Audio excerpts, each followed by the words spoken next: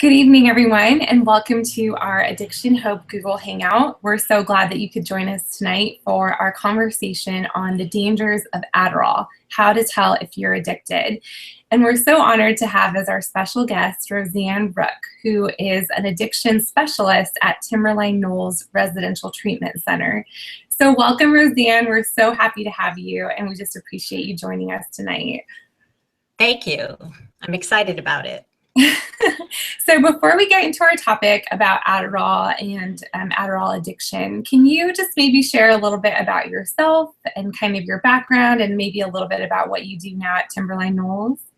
Sure. About 24 years ago, I started in the actual industry working with adolescents, wards of the state, all for substance abuse, and have worked with several different populations since, and ended up at Timberline Knolls 10 years ago. And when I got there, I developed their addictions program. And with that, since we treated eating disorders and self-harm, actually that's why in general it's an addictions program, because we treat all of those as a form of an addiction. So it's been really helpful to do that, to be able to have a place where that we can treat all of it together. Sure. And what can you tell us a little bit about what you do at Timberline Knolls? Sure. I'm the addictions program coordinator, so I'm overseeing the actual program of the addictions, kind of the scheduling, if we need to revamp on any of the groups. Myself, what I've been doing is working what they would call process groups. And with that, it's more of a group therapy. And in that, it's not just substance abuse, but it's any other disorder, mental illness. And in that respect, we just deal with a lot of the underlying issues. It sounds really interesting. So you probably have a lot of exposure to individuals who have struggled with not just addiction, but specifically an Adderall addiction. Can you tell us a little bit, what exactly is Adderall and what draws people to it, and what kind of people are typically addicted to Adderall? Sure. Adderall, it's a stimulant, which is what we would call like an upper. It's kind of a different kind of drug in that it affects people different ways. So it's commonly actually prescribed for attention deficit disorder. And with that, it helps that person focus. With the ADHD, with the hyperactivity, it actually helps with impulse. It's also been now found to work with narcolepsy. And since it is part of the sleep center, it affects that differently, where it actually keeps you awake. Yet with ADD, it actually calms you down and keeps you focused. That's what it's prescribed for. The people that are attracted to it are for the energy part of it. Probably the biggest population right now are college students. And what they're doing is, it's kind of called the study drug. And at that point, I don't know if it's considered abuse. They are not prescribed it. They are using it to study. The problem there is when they're using it out, because it's like cocaine, the fact that they can stay up longer and they're drinking more, which becomes a danger. The other really big population that I do work with, I work with moms that are in recovery, and it's become very popular with moms. They have so much to do. Sure. They're working or the house, but even they're finding they can't keep up. They're expected to do all. And it's driving the kids around, coming home and cleaning and cooking, and they feel like a failure if they can't keep up. They find Adderall, and they're able to do everything. And the other population that we're going to see a lot are eating disorders. Stimulants will actually lower your appetite. So one of two ways: someone knows that and they start taking it for their eating disorder. Other people are using it for the stimulant effect and notice they're dropping weight and will continue to use that. So that's the main population. In fact, I had a mom that called it mommy crack. Interesting. She already knew that she was abusing the drug. Wow. And, that kind of leads me to my next question, which is, how someone can tell they're addicted to Adderall. And I think that's a tricky line because it is a prescription medication, and people who are using it with a prescription might think, yeah, this is, my doctor prescribed this for me and I need it. So how does a person then know if they're actually addicted to Adderall? You brought up a really important point, is if something's prescribed, often they feel they cannot be abusing it. Mm-hmm. Like a prescribed pill, even if it's not prescribed to them, they appear to think it's safe. So what we say, first of all, is it's misused Mm-hmm. if it's being used anything other than the way it's prescribed. First of all, if it's not prescribed to you at all, that's misuse. Somebody that has it and says, well, it's prescribed to me, but they're snorting it. Your doctor didn't say you can snort it. So again, why would you're using it in that manner?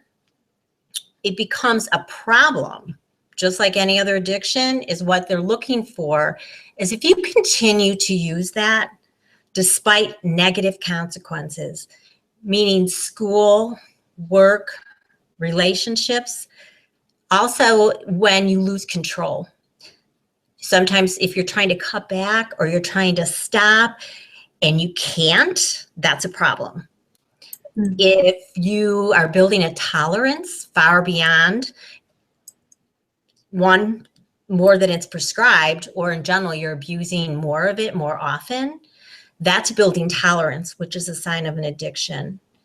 Also, there's withdrawal, which is a big sign of an addiction, is without it, really irritable. There's a crash, very hard to function. And I think that by the time someone gets to that, they know they have a problem. Mm-hmm. What we run into, like every addiction, is that rationalization. Right. And a lot of excuses. It's prescribed. I'm only using it to stay up. And with that, what I try to have people look at is if you are rationalizing, justifying, or minimizing, it's something you should question. If you're not doing anything that's wrong, you don't have to make excuses or try to talk yourself into why you get to take it. Exactly. Yeah. So that's like one of the things I always tell them is like, you know what? I don't have to sit here and rationalize if I'm going to go have a drink of water. Right. Exactly. I didn't come up, but when you find yourself with, because of this, because of that, and then that's what I always tell them, if you find that conversation going on, who are you trying to convince? Sure. And I like that you use that as kind of like a benchmark to figure out where you're standing with it when it comes to Adderall.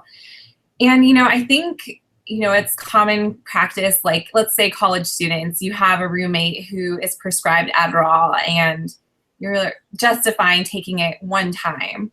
Right. What are the dangers of using Adderall in that sense, both in the short term and long term? I think it's easier for people to justify it when they're only using it one time or to stay up for one night or things like that. So what are the dangers? And the truth is, with somebody just using it 1-2 nights for studying, although it's misuse, there really isn't most cases, there wouldn't be a danger with that. Now, depending on if they maybe had, if they were bipolar, it could trigger manic. So even with one dose, it could do something like that. If they're taking other medications, it could interfere with that. But as far as actually getting addicted, I'm going to say most of those college students don't. I think it's just during the all-nighters they have to do to study. Right. And what about like a college student who may be drinking and then decides to take some Adderall with that? What are some potential dangers associated with that? First, because of the stimulant effect, like cocaine, when people are out drinking and taking a stimulant, it not only keeps you up longer to drink more, you don't feel the effects of the alcohol. So the effects that you're going to have, you're not going to know where you're at. Kind of delays the symptoms. So the fact that people end up drinking They can get alcohol poisoning. They find themselves, if they are not used to drinking like that, and find themselves in blackouts, and they don't understand how that happened because they've been out before and that happened.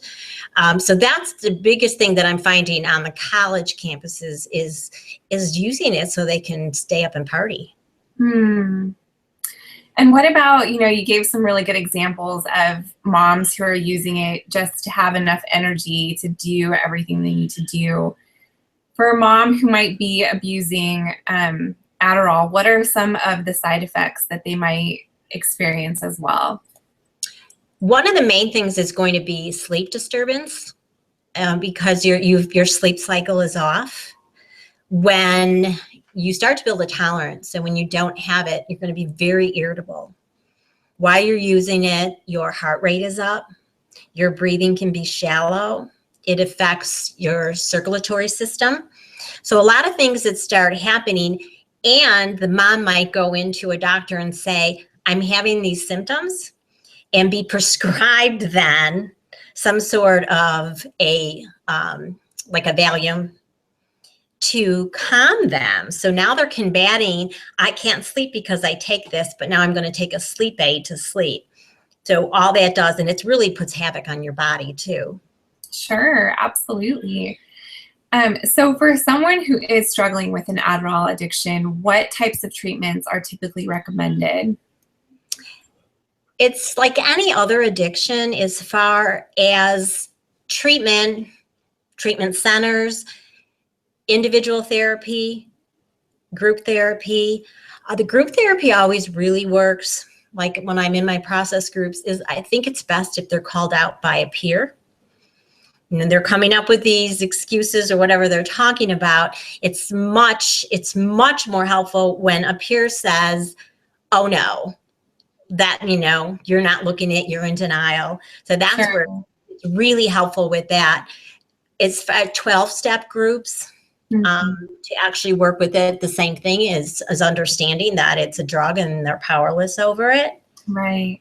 So that's kind of the main, and with the therapy, it's because sometimes there are underlying issues. For example, with a mom, what is it that you feel you have to be Superwoman? What would it be like to be tired and not be able to do everything? So there's it's kind of looking at where is that coming from? Where is it that you have to be like not human? Right. And I imagine that would take some time, to process and work through because those issues are very deep. They are. And it's often not just the other moms they're with.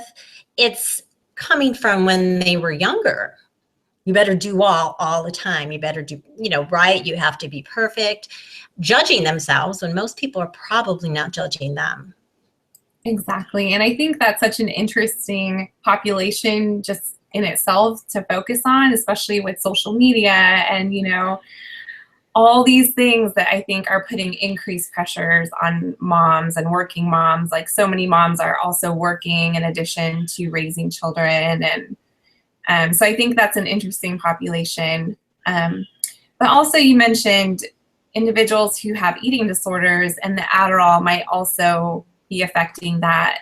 So for someone who has a co-occurring eating disorder and addiction to Adderall, how is treatment work? Is there anything different for that type of person for treatment?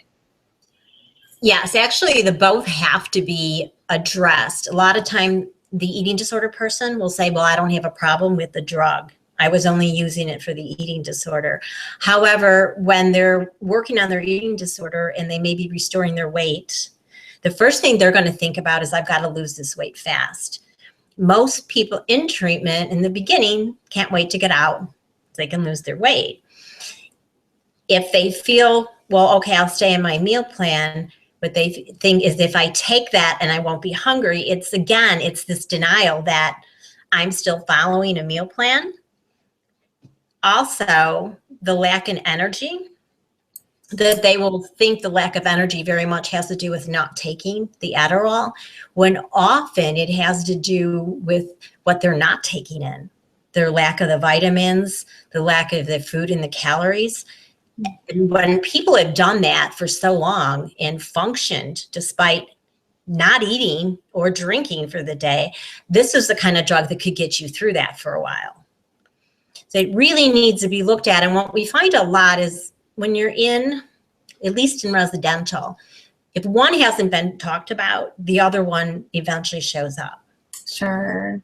So, you know, if a lot of people might be talking about, I've been using Adderall. I had one mom that the more we talked about it, she had an exercise addiction. And she needed it. She was the one that called it mommy crack. She needed it because she taught 4 like aerobic classes in a day. Oh my and gosh. it was the only way to keep herself going. And to understand the power of this, I was with her at a Cocaine Anonymous meeting, and she had walked by, they had, it was a gym. It was people advertising their gym, and it was people she used to work for. She was shaking, and she said, I need to exercise. I cannot stand this. And then she started crying because she said, this is so stupid. I said, it's not. Every part of you, it's no different than wanting a drink and sitting here, you know, wanting that so bad. So the intensity of that, yeah. If you're at home and you need to do this and you're getting tired and this is something you have to do, that's where that part with the over exercising can come in too. But I do feel that there's a lot of denial with one or the other. Sure. You know, and then we have people that do have ADD, and we have to, or suggest they not take that drug. In caffeine's not really a good thing for someone with an eating disorder. Right. So it is an issue, you know, when somebody is actually having trouble concentrating and is taken off that drug. But it's a lot of other things. You have to decide what you're willing to work with, because there's another way to work with ADD. Exactly. Right. So, and another thing we notice is when we have some of the mental illnesses, I don't think that they realize, people that, again, have manic episodes, what it could do. And actually can put somebody into like a psychotic episode.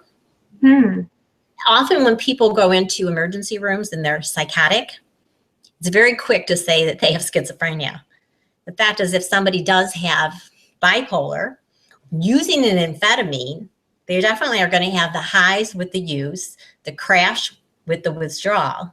So if they've been using that, or more so abusing that, and everything that gets revved up from the mental illness, I think it's masked at what's really going on. Right.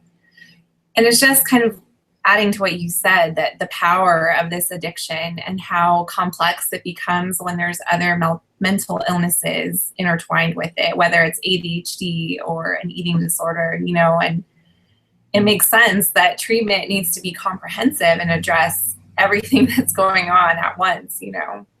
Right. And even depression, sometimes that's the only thing that gets them out of bed.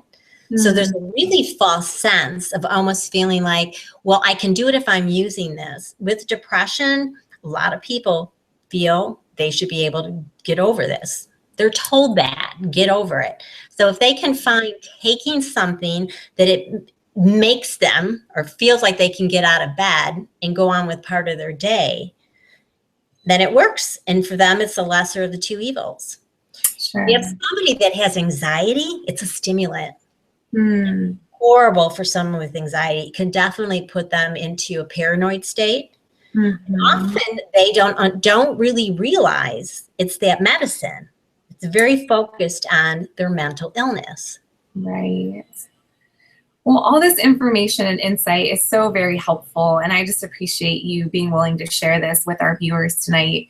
Can you maybe just offer some encouragement for someone who might be watching who is struggling with an addiction to Adderall, just from your own experience and the work that you've done in the field? First of all, I would absolutely, you can do it. If you've found that you feel you need this to function in any way, that's not true, that there are other ways to achieve what you need to achieve, that it's not an embarrassment. I know for mothers too, to come forth and say, yeah, this has been a problem, that you absolutely, we can work with it. And, you know, look at all aspects. What is it doing to your life? Do you want a meaningful life? So it definitely is workable. And the fear, I think the stigma, it's a drug. Sure. Right? Like if someone came in and it was cocaine, that might be methamphetamine. It's an amphetamine. And I think you're like, oh, it's just Adderall. And it's serious. It's serious. And it's really important for you to get help. And there's the idea of with an eating disorder, you won't get well. You won't get well if you're taking that, and any mental illness if you're abusing that. So if you really want a meaningful life and full recovery of any type, you can't be abusing that drug. Such great words of wisdom and insight, Roseann. Thank you so much for sharing that. And just to conclude our time together, if you wouldn't mind sharing a little bit more about where someone can learn about Timberline Knolls and some of the services that are offered through Timberline Knolls for addiction. Sure. You can actually go onto our website, which is timberlineknolls.com, and everything that we offer, actually, it's the substance abuse, the eating disorder, it's self-harm, and mood disorders, and there's a lot of focus on trauma. There is the trauma that is coming in now. About 90% of our population has experienced trauma. What's important is once they're unraveling, it's really important to come there and be safe and to watch as other disorders might start to surface. So the idea that you can address many disorders is something that's really important, because when you're doing outpatient treatment and you're not being honest, which many addicts are not being honest, right? You aren't dealing with them. But to someone come into treatment and they're talking about some really deep issues, they're going to want to self-harm. They're going to want to restrict. They're going to want to purge. They can't really do the drugs, but a lot of what happens is definitely the acting out. And if you're in a safe environment and you have somebody that can give you all these other ways of dealing with it, it's really the best way to be able to deal with all the issues at one time. Thank you. That's such helpful information. And then just again, for our viewers who are watching and interested in learning more about Timberline Knolls, it's timberlineknolls.com. And again, thank you so much, Roseann, for taking the time to share your experience and your insight about Adderall addiction. I think it's a lot more common than people realize, and I'm glad that you helped break some of the stigmas, I think, that surround this addiction. So we really appreciate your time. It's needed, so I hope people can get a message from this. Absolutely. And again, for our viewers watching, you can certainly jump on our website, addictionhope.com, as well, for some more great resources for Adderall addiction as well as other drug and alcohol addictions. So thank you again, Roseann, for your time this evening, and thank you to our viewers who are watching. And please feel free to visit Addiction Hope as well for updates for our future Google Hangouts, which I think, Roseann, we get to have you on for another one soon. So we're looking forward to that. Okay. All right. Thank you so much again. Have a great night. You too. Bye-bye.